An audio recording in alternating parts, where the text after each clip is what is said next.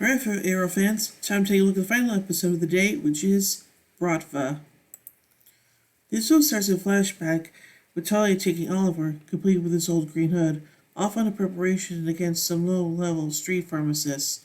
After they polish him off, Talia shoots a bolt at Oliver. Oliver gets the bolt effectively, to which Talia reacts that he's starting to see the man who races in obscurity is never without sight.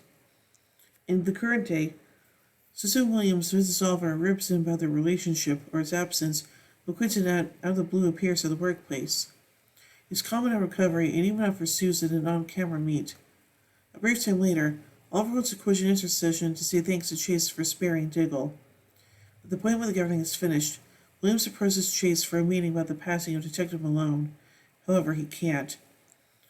She at that point gets a press alert expressing that Jordan Walker and his men got away from authority, murdering 30 all the while, and that the nuke trigger he took is as yet absent. Back in the Euro Cave, Felicity tells Diggle and Oliver that Walker is taking the nuke to Russia to offer it to a gathering of Markovian separatists. Since FBI and Argus can't go to Russia, Oliver says he'll take the group to Russia. Be that as it may, he abandons Renee to watch Quentin. Quentin doesn't need Renee around, but Renee brings up that he's recently in recovery, not a lawmaker, and is going to meet the media. Quentin hesitantly lets Renee remain. Oliver carries the group to Russia, resumed by Anatoly, welcomes him with a punch and an admonition that he ought to never have returned. Oliver is confounded. However, Anatoly calls attention to that. He threatened to use a firearm on his Bratva brothers if he sees his back, and that man wound up dead. Anatoly cautions him to return home, where there will be consequences. The group sets up an permanent base at a relinquished Argus safe house. Oliver discloses to the remainder of the group that Slade slaughtered Oliver's Bratva contact a while back. However, Janice says they'll most likely need Anatoly's assistance to pull the mission off. Oliver appears at Anatoly's bar and apologizes. Oliver thereby calls attention to that Anatoly owes him for Gregor. Anatoly yields the point and says help Oliver for some help. Oliver cannot, essentially offers him some free guidance. Act rapidly.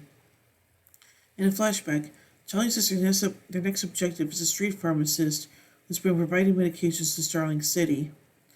Oliver perceives the medications as what Theo reclaimed in Starling City. Dinah says Felicity was making sense of a Walker is most likely utilizing a similar model telephone he utilized in the U.S. She says that she has a contact in Russia that may be persuaded to help hack the Russian telephone range. Give Curtis to Rory acts like Bratva. Felicity then sold arms the Russian system administrator to give her entrance to the system utilizing data she found off of Pandora. Oliver's group track Walker to a deserted structure, however it's a trap. Walker's men pin Oliver and Diggle down while Walker gets away. When Dinah shows up to protect Oliver, she takes out one of Walker's men. Oliver snaps her as Walker's associates, trusting a part with Walker's area.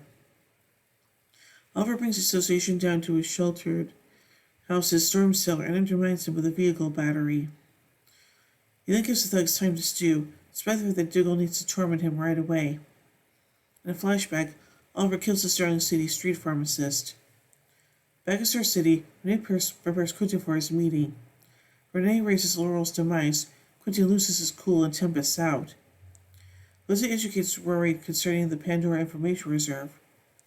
Rory says that the reserve is a significant obligation and that she should manhandle it. Liz says that she needs to battle the fire with fire, yet Rory is increasingly stressed over Felicity. At the point when Oliver appears, Rory snitches on Felicity. Before Oliver can ask more, here's Diggle giving a good old-fashioned thumping to their prisoner. With the men oblivious and incapable to talk, Oliver goes to Anatoly and consents to support him.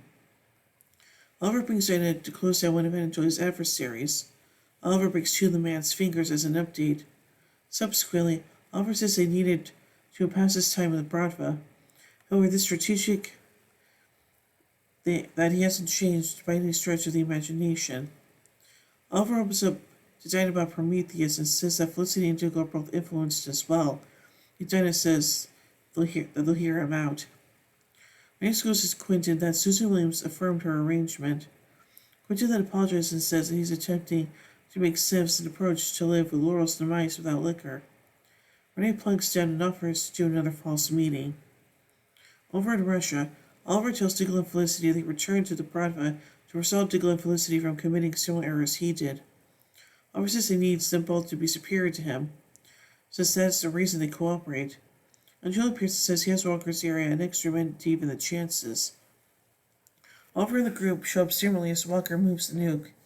While the advantage of everything the nuke gets, Dinah and Oliver pursue it down and prevents it from escaping. In the interim, Diggle thrashes Walker. However, Walker says that he was never wanting to sell the nuke. Walker would have liked to sell the nukes on numerous occasions over.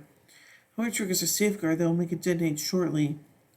Walker additionally attempts to prod Diggle into shooting him, yet Diggle remains down. Felicity attempts to incapacitate the nuke, and just as she accelerates the commencement, Rory folds his clothes over the bomb, while things consider they endure on one blast, and advises Felicity to run. Oliver shows up to see a monster glimmer and runs inside. Incredibly, Rory endures the blast, though looking somewhat worn out.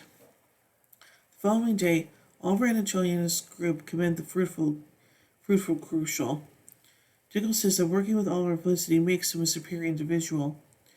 Angela urges Oliver for assistance on another Bratva crucial. Oliver says that the game plan was an impermanent one. Angela brings up that Oliver made a vow to the Bratva, one that is not extremely simple to break. In a flashback, Oliver discovers that Gregor had Angela beaten for scrutinizing his game plan with Kovar. Angela says that he can't take care of Gregor, yet Oliver calls attention to that they can simply execute Gregor. Oliver makes a beeline for Star City and immediately lays down with Susan. Susan gets some information about Oliver's numerous scars and tattoos. Oliver says he's not prepared to discuss those now. Susan says that it is all right, yet her hand waits on his Bratva tattoo. Renee vs. Quentin says that Susan Williams backed off of him. Things being what they are, Renee revealed to Susan that Quentin helped him as a child and put him on a superior way. Felicity discovers that Rory is leaving town as his cloth suit isn't working any longer. The nuke short out his clothes, and Rory feels like he'd be a risk to the group without his powers. At the point where he exits, he gets a book from her programmer companion urging Felicity to keep utilizing Pandora. Susan meets her administration contact, informs that Oliver had dealings with the Bratva before coming back to America. Likely shows her an image of a hooded bowman that was dynamic in Russia during a similar time span that Oliver was there. Susan understands that Oliver Green Arrow must be a similar individual. So anyway, let's take a look at some trivia surrounding this episode. Custom LEGO end cards were created exclusively for this episode's broadcast on CW to coincide the LEGO Batman movie that was released into theaters 2 days after airing. At the rendering of Oliver and Dinah slept together, Leslie Musing states, "What happens in Russia stays in Russia, remember?" This harkens back to the second season episode Keep Your Enemies Closer, which Leslie caught Isabel Rochev walking out Oliver's Moscow while tongue were following sex, causing her to say the phrase. This episode marks the first appearance of Anatoly in the present day since Keep Your Enemies Closer. Renee repeatedly refers to Quentin as Haas. Quentin's actor Paul Blackthorne played Harry Dresden in the TV adaptation of Jim Butcher's The Dresden Files. One of Harry Dresden's nicknames in the books is Haas. When Roy's wrapping his rags around the nuke, he recites Shema Israel, a quote from Deuteronomy 6:4.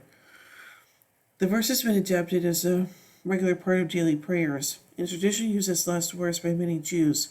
Credit to the story of Rabbi Akiva calmly saying while being flayed to death.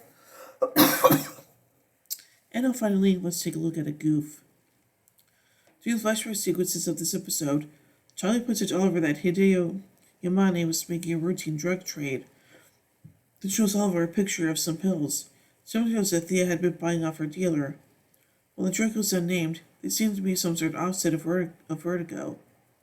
If this drug is indeed vertigo, this creates a plot hole, as Thea was never introduced to vertigo until her 18th birthday party all the way back in season 1. So overall, I think this episode is kind of interesting, and yeah, I really don't trust that Susan Williams person at all, but whatever, so yeah. So overall, I give Bratva 5 arrowheads out of 5. When I tune over as we take the next episode, Spectre of the Gun. So, until then, in the words of Oliver Queen, you have failed this city.